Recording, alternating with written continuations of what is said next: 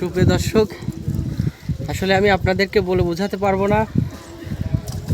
দীর্ঘ 5 বছর পরে আমি আজকে নদীতে গোসল করব। সবাই আমার জন্য দোয়া করবেন, আমি যেন নদীর থেকে ভালোভাবে উঠে আসতে পারি। তো আমি এখন একটা লাফ দেব, আপনারা সবাই দেখেন।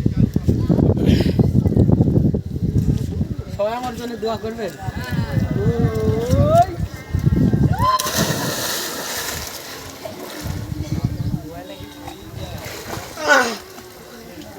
বিশ্বাস করেন, এখানে আসলে লাভ দিতে অনেক মজা, সবার আসলে ভালো লাগে। আমি আসলে বুঝতে পারি না এর আগে যে সবাই কেন এখানে এসে গোসল করে। আসলে এখানে আসলে পরে গোসল করলে আপনাদের সবারই ভালো লাগবে। এটা হচ্ছে তারাবাসা সুইট গেট।